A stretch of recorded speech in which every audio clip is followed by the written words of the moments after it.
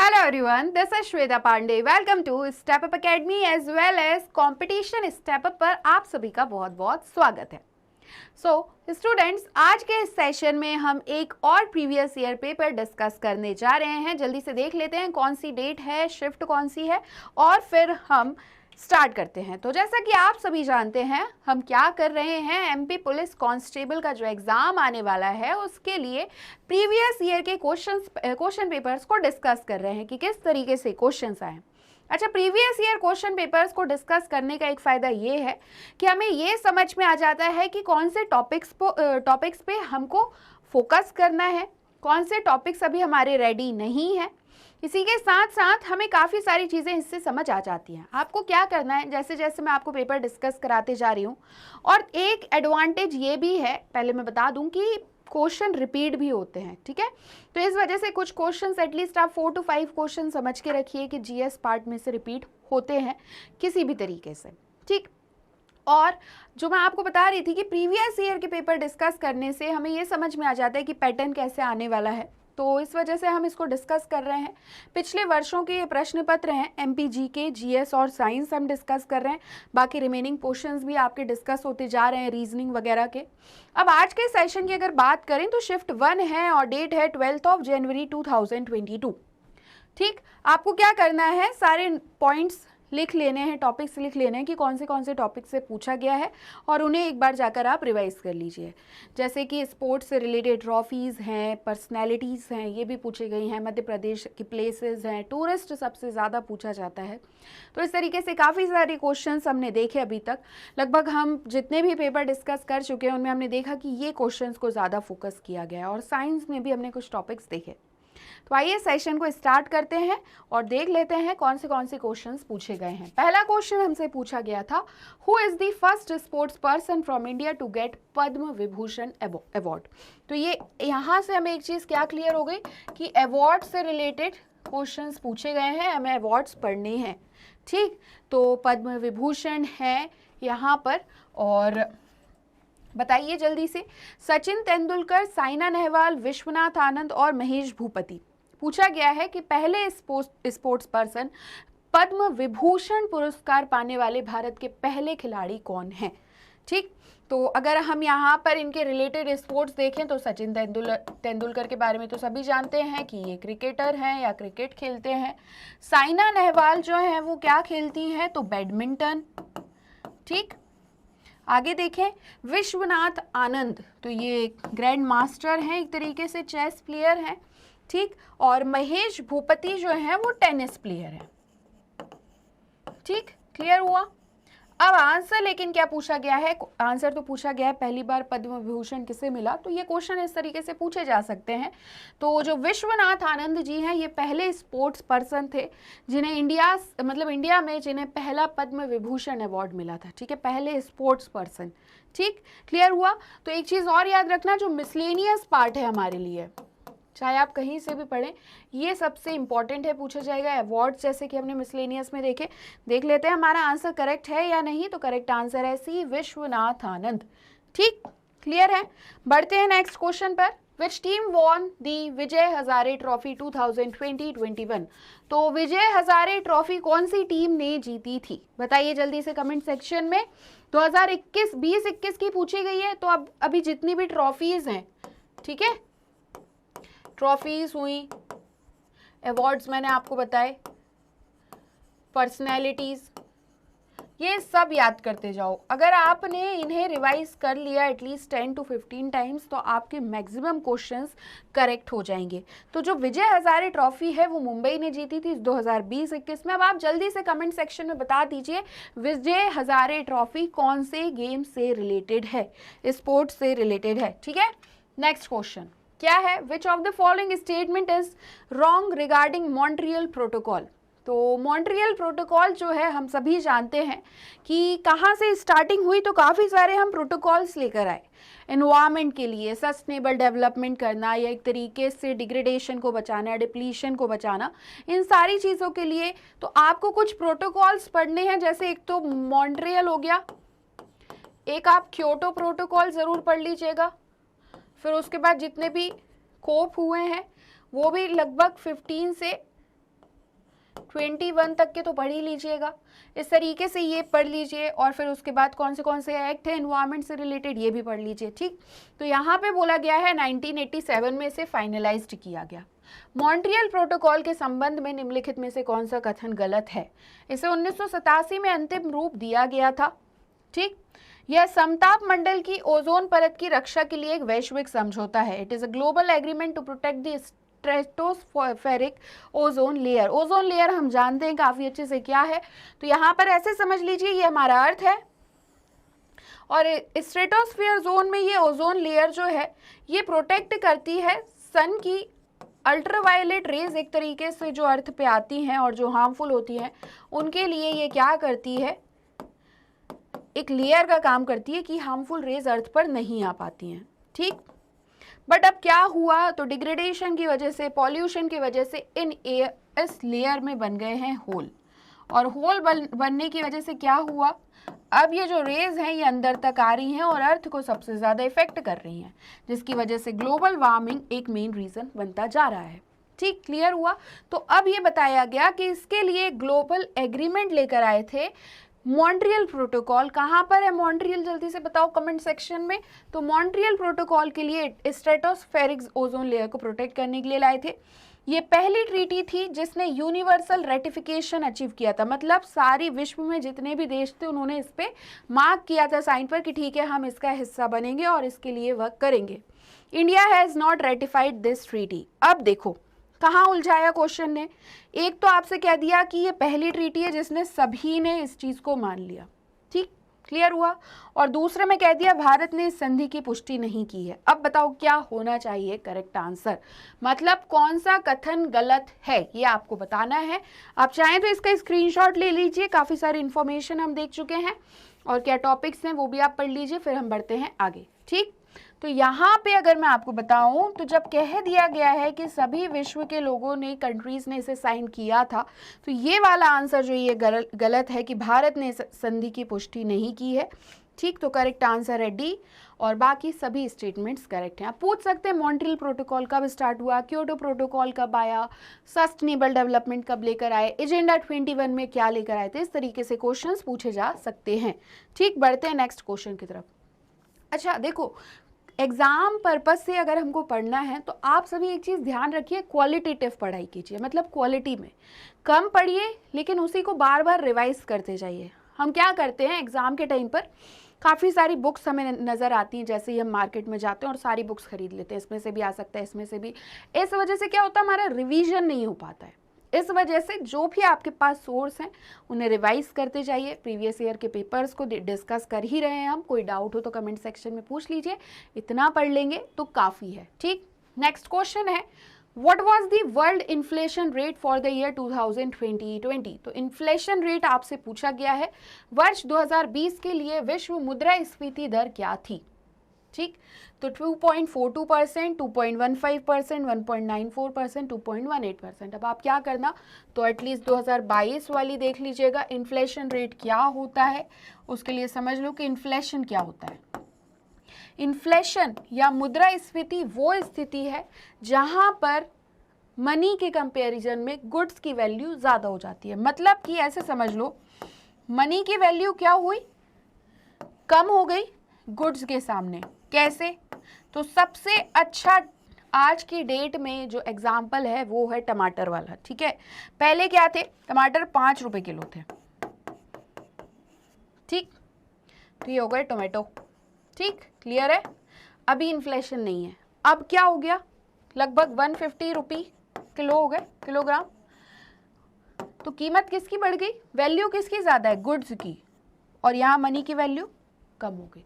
तो इस तरीके से इसे कहते हैं इन्फ्लेशन। तो इन्फ्लेशन रेट 2020 में कितना था ये पूछा गया, ये था 1.94%। ठीक, क्लियर हुआ, बढ़े नेक्स्ट क्वेश्चन पर। अब ये है next question, which of the following trophy cup is not associated with the game of golf?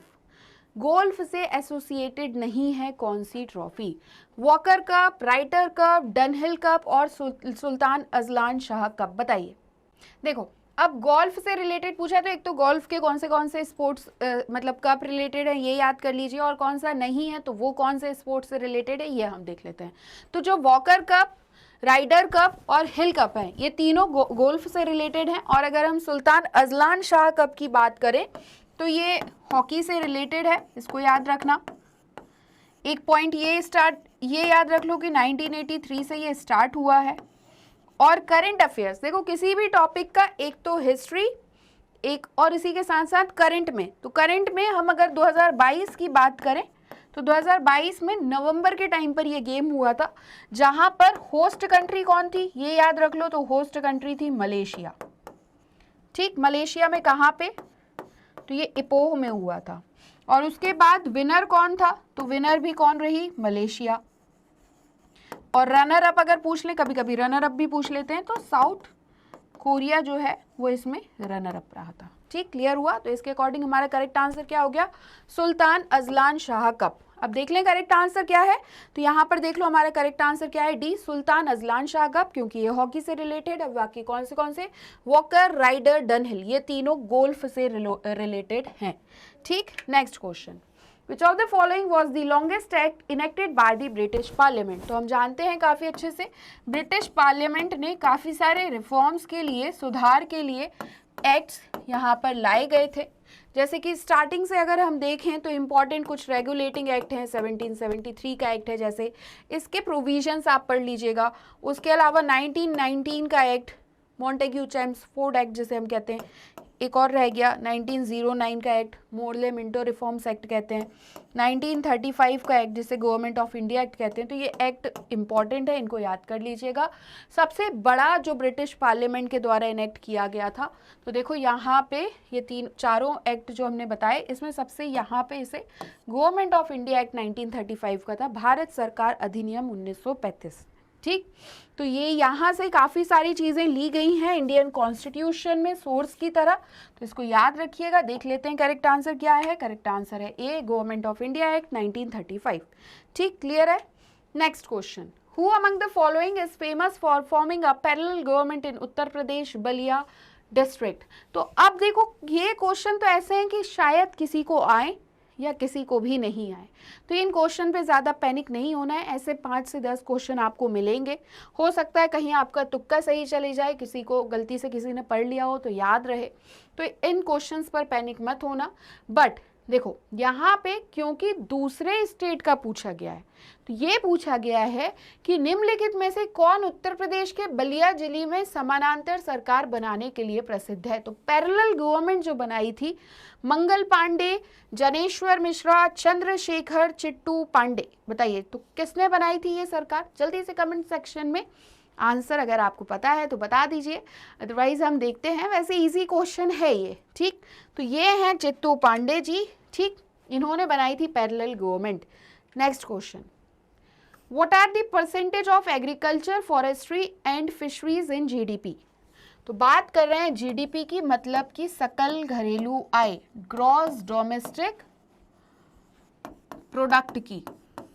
तो जो जीडीपी आती है उसमें सभी के रोल होते हैं। ठीक है, एक तरीके से एग्रीकल्चर के भी, फॉरेस्ट्री के भी, फिशरीज के भी। तो जीडीपी में कृषि, वानिकी और मत्स्य पालन का हिस्सा कितना प्रतिशत है? बताइए जल्दी से कमेंट सेक्शन में क्या होना चाहिए करेक्ट आंसर। 12%, 22%, 32% और 42%, क्या होना चाहिए करेक्ट आंसर?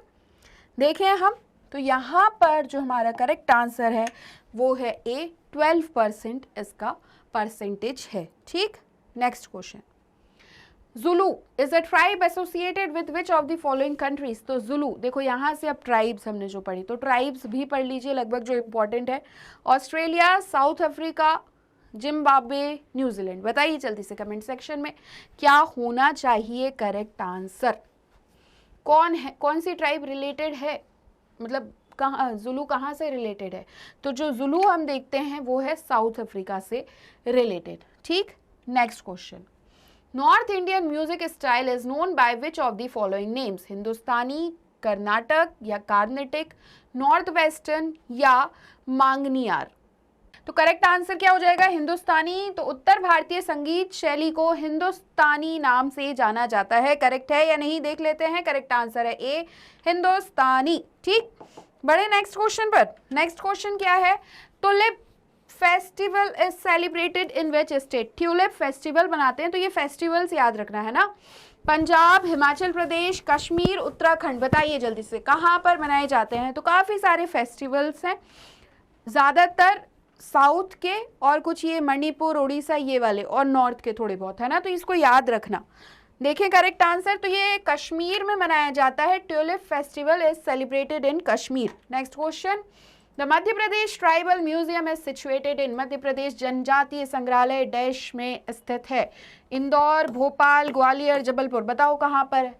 अब जो इस डिस्ट्रिक्ट में रहते होंगे उन्हें पता होगा। बताओ जल्दी से कमेंट सेक्शन में क्या होना चाहिए करेक्ट आंसर।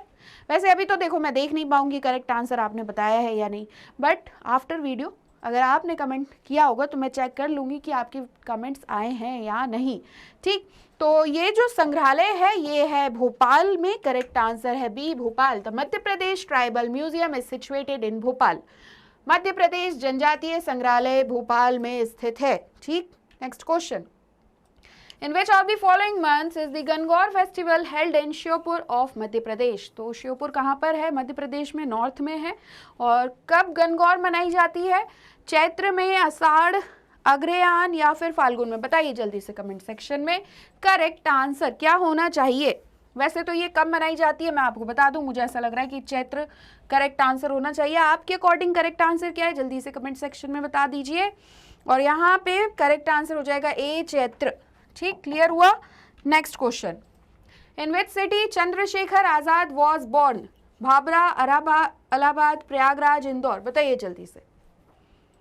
तो यहाँ पे एक जहाँ पर उनका जन्म हुआ था वहाँ का भी दिया गया है ऑप्शन, और जहाँ पर उनकी डेथ हुई थी वहाँ का भी ऑप्शन दिया गया। बताइए जल्दी से कमेंट सेक्शन में। तो ये मध्य प्रदेश से ही रिलेटेड है, भाभरा करेक्ट आंसर होगा। ठीक, next question, which of the following peaks is not in Madhya प्रदेश?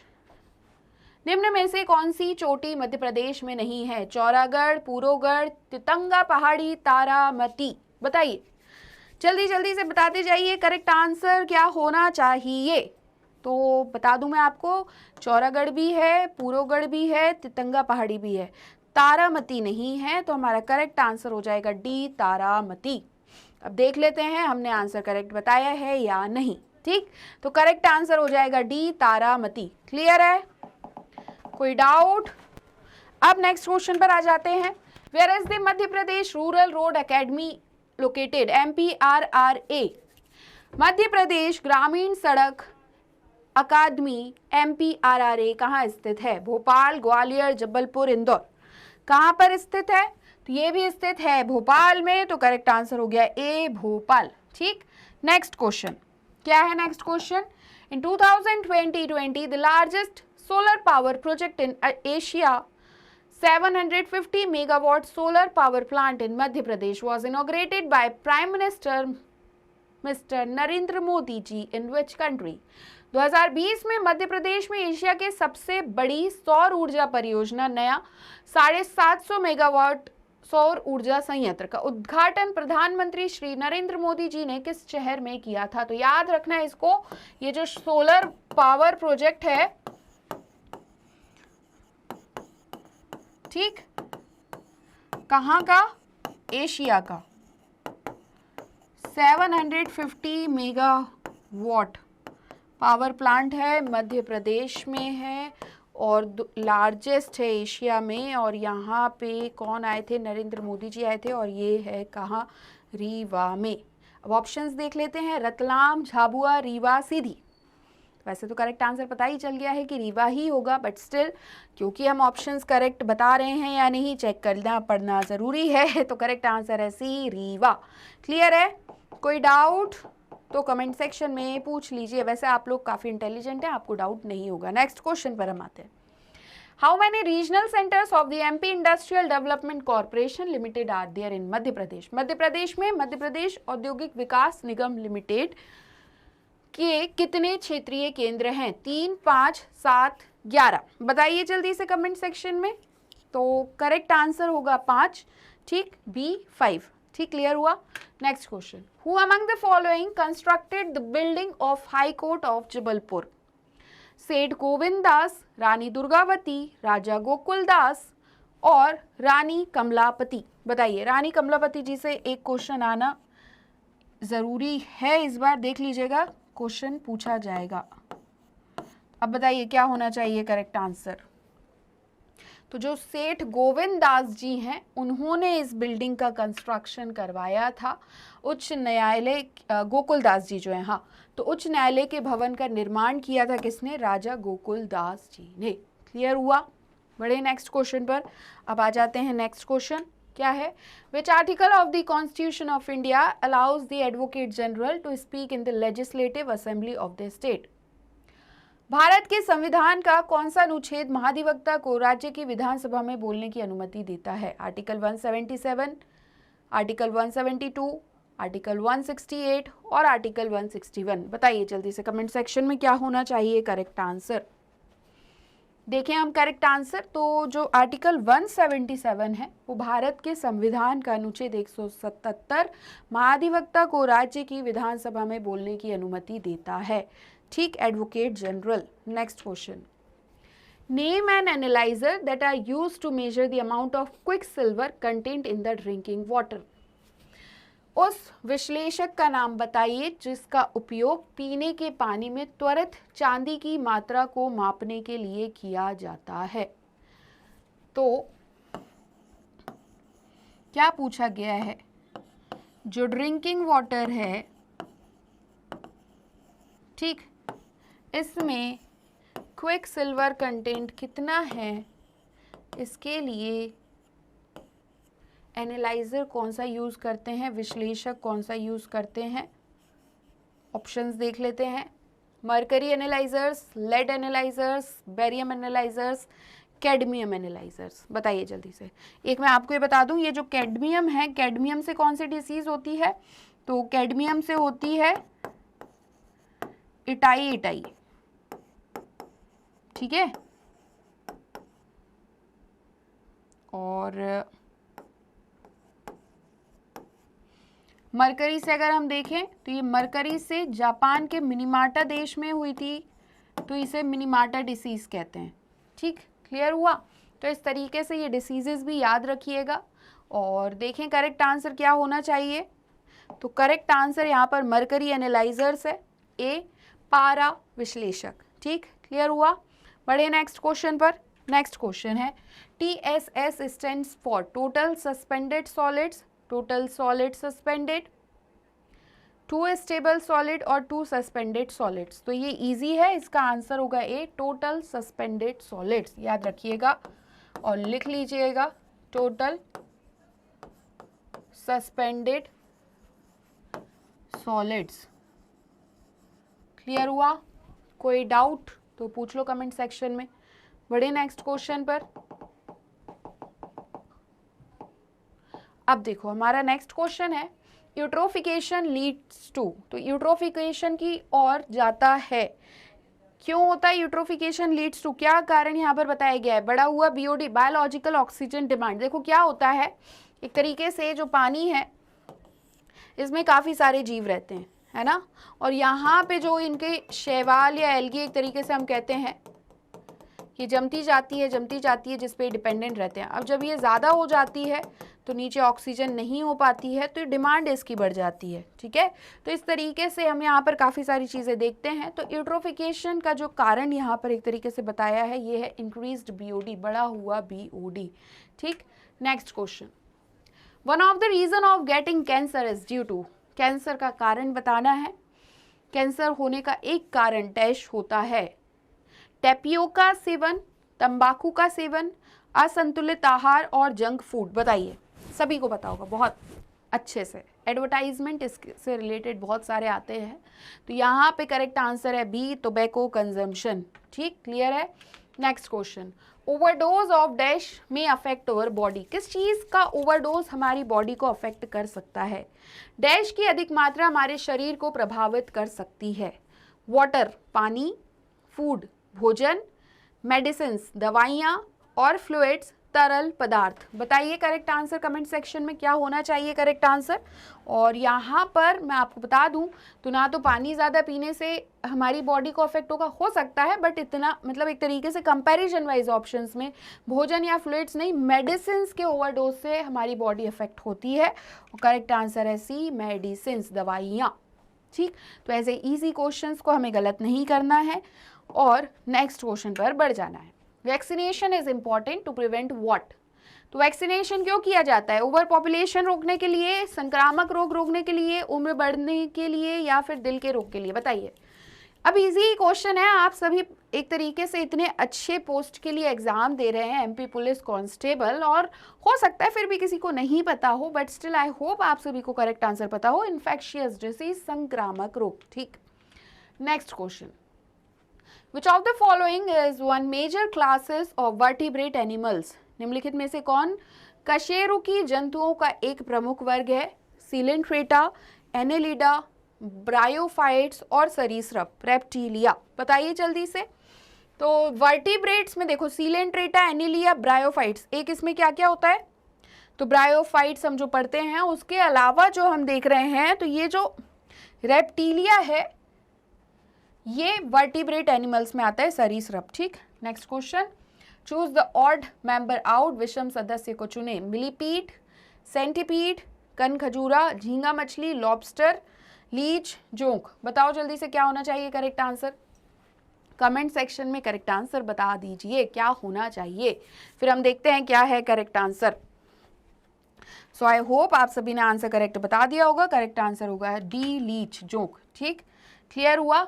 बाकी मिलीपीड, कनखजूरा, सेंटीपीड, झींगा मछली, लॉबस्टर ये सेम है, मतलब इवन है। ऑड मेंबर आउट में लीच, जोंक हो जाएगा। Next question. Name the type of pollution seen in the atmosphere in the form of gas. तो गैस के फॉर्म में कौन सा पॉल्यूशन दिखता है? गैस के रूप में वातावरण में देखे जाने वाले प्रदूषण के प्रकार का नाम बताइए। बहुत ईजी है। Water pollution, smoke, soil pollution, dust pollution. जल प्रदूषण, धुआं, मृदा प्रदूषण या धूल प्रदूषण। तो ये इतना इजी आंसर है और आंसर क्या होगा? बी, स्मोक, धुआं। ठीक, क्लियर हुआ। Next question. Which of the following are not the visible pollutants known to you. Visible pollutants एक तरीके से दृश्य प्रदूषक की बात कर रहे हैं। निम्नलिखित में से कौन सा प्रदूषक आपको ज्ञात नहीं है? ठीक है, दृश्य प्रदूषक। पशु और पौधों की अपशिष्ट, एनिमल एंड प्लांट वेस्ट, कीटनाशक दवा, कीटनाशक पदार्थ या क्लोरोफ्लोरोकार्बन। तो animal and plant waste, pesticides, insecticides और क्लोरोफ्लोरोकार्बन्स। बताइए जल्दी से कमेंट सेक्शन में करेक्ट आंसर क्या होना चाहिए। देखिए हम करेक्ट आंसर, तो यहाँ पे करेक्ट आंसर हो जाएगा डी, क्लोरोफ्लोरोकार्बन। ठीक, next question. Metazoans are multicellular organisms, unicellular organisms, autotrophs और क्रिप्टोगेंस। बताइए जल्दी से। तो मेटाजोआंस क्या है, देख लें करेक्ट आंसर। तो जो मेटाजोआंस है वो है मल्टी सेल्यूलर ऑर्गेनिजम्स। ठीक, next question. The following question consist of two statements, one labelled as assertion and the other as reason. You have to examine these two statements carefully and correct answer to the question from the given options. An animal found had tunic or test-like structure in its body. The organism belongs to सब phylum Urochordata. ठीक, तो हिंदी में देख लेते हैं यहाँ पे। वैसे तो ए फॉल्स है और आर ट्रू है। पाए गए जानवर के शरीर में अंगरखा या परीक्षण जैसी संरचना थी और कारण था जीव उपफाइलम यूरोकोडाटा से संबंधित है। तो ये बताया गया है कि जो ए है वो फॉल्स है, लेकिन जो आर है, रीजन जो है, कारण जो है वो ट्रू है। ठीक, आर सत्य है। नेक्स्ट क्वेश्चन भी इसी तरीके से, तो इसके भी हम हिंदी पर ही आ जाते हैं। ए ट्रू है, आर फॉल्स है। कपड़ों के साथ रखी नेफ्थलीन बॉल्स को दूर रखना है क्योंकि नेफ्थलीन के गोले ऐसे पदार्थों से बने होते हैं जो उद्दात हो सकते हैं, अतः वे सीधे गैसीय रूप में ठोस रूप में परिवर्तित हो जाते हैं। तो ये परिवर्तित नहीं होते, इसलिए हो जाते हैं, इसलिए यहाँ पर ये बताया गया है कि ए सत्य है लेकिन आर असत्य है, तो ये परिवर्तित नहीं होते हैं और ए जो है वो ऑप्शन करेक्ट है। Next question. Dash is use to make candles, ink, crayons etcetera. तो क्या यूज करते हैं? पेट्रोल, पैराफिन वैक्स, केरोसिन और कोल। मोमबत्ती, स्याही, क्रेयॉन आदि बनाने के लिए डैश उपयोग किया जाता है? पेट्रोल, पैराफिन, मोम, केरोसिन, कोयला। बताइए जल्दी से कमेंट सेक्शन में करेक्ट आंसर क्या होना चाहिए। तो यहाँ पर हमारा करेक्ट आंसर है बी, पैराफिन मोम या पैराफिन वैक्स, पैराफिन मोम। ठीक, नेक्स्ट क्वेश्चन। और ये dash is a specific form of polyester called polyethylene terephthalate. Polyethylene terephthalate नामक पॉलिएस्टर का विशिष्ट रूप है? टेरिलीन, पॉलिएस्टर, सिंथेटिक ऊन या पीवीसी। तो ये हमारा करेक्ट आंसर होगा ए, टेरिलीन। ठीक, याद रखना जो टेरिलीन है ये स्पेसिफिक फॉर्म ऑफ पॉलिस्टर है जिसे पॉलीथिलीन टेरेफ्थिलेट कहते हैं। ठीक, क्लियर है? कोई डाउट यहाँ तक तो कमेंट सेक्शन में पूछ लो, क्योंकि इसी के साथ आज का हमारा सेशन यही कंप्लीट होता है।